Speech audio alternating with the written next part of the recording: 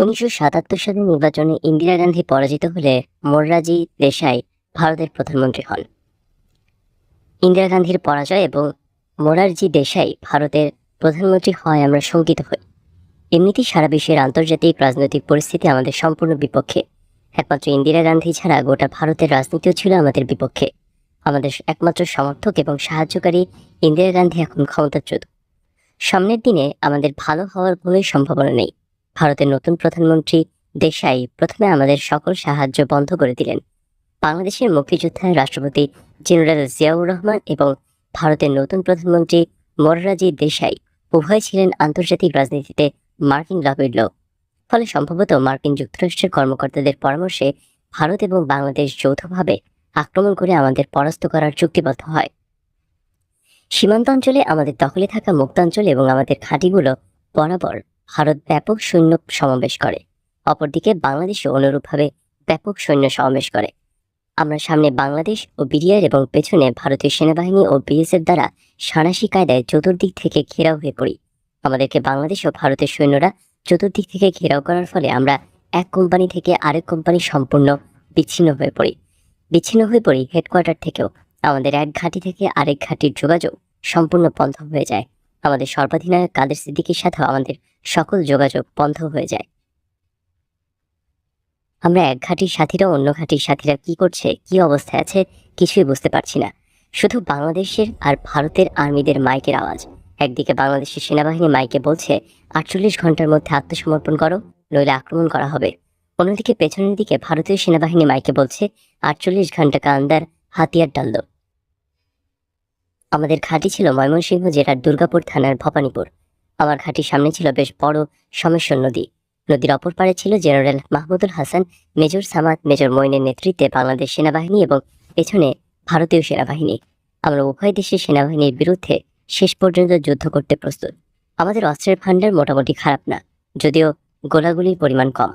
পেছন থেকে ভারতীয় বাহিনী আমাদের সহজে কাবু করতে পারলেও সামনে নদী থাকায় কৌশলগত কারণেই বাংলাদেশ বাহিনী আমাদের সহজে কাবু করতে পারবে না। আমাদের ধারণা ছিল ভারতীয় সেনাবাহিনী আমাদের বিরুদ্ধে যুদ্ধ করলেও অ্যাডভান্স হয়ে আমাদের ঘাঁটি দখল করতে আসবে না। ভারতীয় বাহিনী তাদের অবস্থান থেকে প্রচণ্ড আক্রমণ করে আমাদের ঘায়েল করতে চাইবে। আর আমাদের ঘাঁটির সামনে নদী থাকায় কৌশলগত কারণে আমরা অনেক সুবিধা এবং সুদৃঢ় অবস্থানে আছি। বাংলাদেশ বাহিনীর পক্ষে নদী অতিক্রম করে আমাদের ঘাঁটি দখল করা এক দুরূহ ব্যাপার। এই অবস্থায় একমাত্র বিমান হামলা করা ছাড়া আমাদের পরাস্ত করা কঠিন।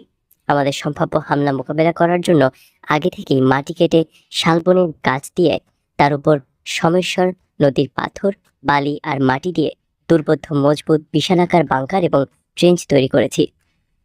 আমরা মাটির উপর না উঠে মাটির নিচ দিয়ে বাংকার এবং ট্রেঞ্চের ভেতর দিয়ে অনায়াসে এক জায়গা থেকে আরেক জায়গায় যেতে পারি এবং যুদ্ধ করতে পারি। আমাদের আত্মসমর্পণের জন্য বেঁধে দেয়া ৪৮ ঘন্টা অতিক্রম হওয়ার পর জেনারেল মাহমুদুল হাসান নিজে নেতৃত্ব দিয়ে আমাদের ঘাঁটির উপর ১২ ঘন্টাব্যাপী মর্টারের প্রায় শতাধিক গোলা নিক্ষেপ করে। সেই সময় পেছন দিক থেকে ভারতীয় বাহিনীও আমাদের উপর অবিরাম গোলা এবং গুলি নিক্ষেপ করে। ভারতীয় বাহিনীর গুলি এবং বাংলাদেশের বাহিনীর মর্টারের শেলিং চলাকালে আমরা বাংকার এবং ট্রেঞ্চে বসে বাংলাদেশ বাহিনীর দিকে সজাগ ও তীক্ষ্ণ দৃষ্টি রাখা ছাড়া এক রাউন্ড গুলিও করিনি। তখনও ভোর হয়নি, অন্ধকার কাটিনি। আবছা অন্ধকারে হঠাৎ করে দেখা গেল ২০-৩০ নৌকা বোঝাই জেনারেল মাহমুদুল হাসানের বাহিনী নদী অতিক্রম করছে। সঙ্গে সঙ্গে আমরা আক্রমণ করলে তারাও বরিয়া হয়ে পাল্টা আক্রমণ করে। আমাদের সমর্থনে সেনাবাহিনীর অন্য একটি দল কভারেজ অ্যাটাক করে। আক্রমণ পাল্টা আক্রমণের মধ্যে দিয়ে প্রচণ্ড যুদ্ধ বেঁধে যায়। ঘণ্টা তিনেক তীব্র সংঘর্ষের পর জেনারেল মাহমুদুল হাসানের নেতৃত্বাধীন বাংলাদেশ বাহিনী প্রচণ্ড মার খেয়ে পিছু হটে যায়। এইভাবে সপ্তাহখানেক জেনারেল মাহমুদুল হাসানের আক্রমণ প্রতিহত করতে আমাদের গেরিলা বারুদ ফুরিয়ে যায়। আমাদের অস্ত্রের যে মজুদ আছে তা দিয়ে বাংলাদেশ বাহিনীর আক্রমণ বছরের পর বছর প্রতিহত করা যাবে, কিন্তু গোলা বারুদের ভাণ্ডার প্রায় ফুরিয়ে এসেছে। তার চাইতেও মারাত্মক আকার ধারণ করেছে খাদ্য সংকট। ৩ দিন থেকে আমাদের কোনো খাদ্য নেই। ক্যাম্পে ৩-৪টি গরু জবাই করে পুড়িয়ে আমরা খেয়েছি, আজ তাও নেই। আমরা যারা ৭১-এর মুক্তিযোদ্ধা, আমরা ৭১-এর মুক্তিযুদ্ধে শুধু অস্ত্রের সংকটে পড়েছি, কিন্তু খাদ্য সংকটে কখনো পড়িনি। গোটা বাঙালি জাতি আমাদের খাদ্য সরবরাহ করেছে। প্রয়োজনে বাঙালি নিজে না খেয়ে আগে মুক্তিযোদ্ধার খাওয়া জুগিয়েছে, তারপর নিজেরা খাওয়া জুগিয়েছে। ৭১-এর যুদ্ধে আমরা খাদ্য সংকটেও পড়িনি এবং যুদ্ধে অস্ত্র গোলাবারুদের মতো খাদ্য যে একটা ভাইটাল বিষয় তা বুঝিনি। এখন অস্ত্র আছে, কিন্তু গোলাবারুদের সংকটে পড়েছি। তার চাইতে বেশি সংকটে পড়েছি খাদ্যের।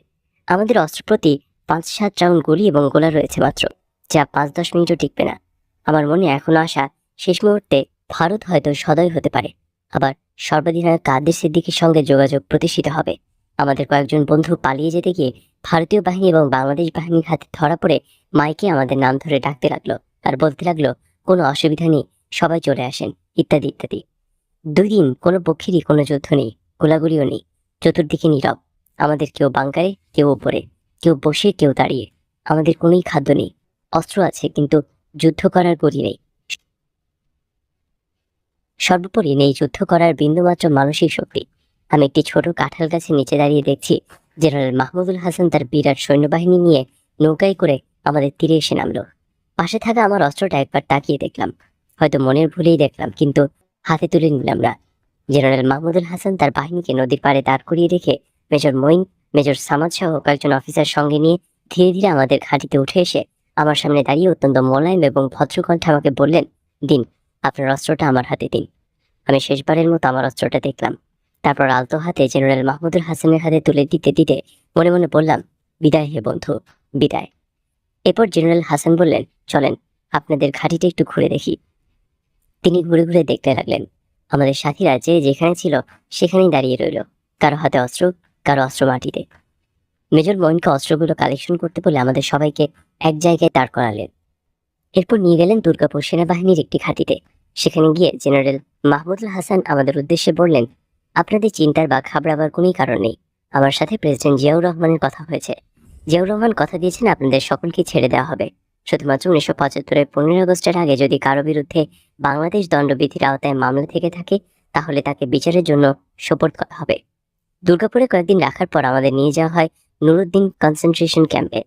এরপর সেখান থেকে নিয়ে যাওয়া হয় ময়মনসিংহ রেসিডেন্সিয়াল মডেল গার্লস স্কুলের কনসেন্ট্রেশন ক্যাম্পে।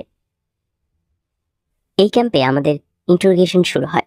প্রতিদিন আমাদের আলাদা আলাদাভাবে বিভিন্ন ধরনের প্রশ্নের উত্তর লিখিত এবং মৌখিকভাবে নেওয়া হতো।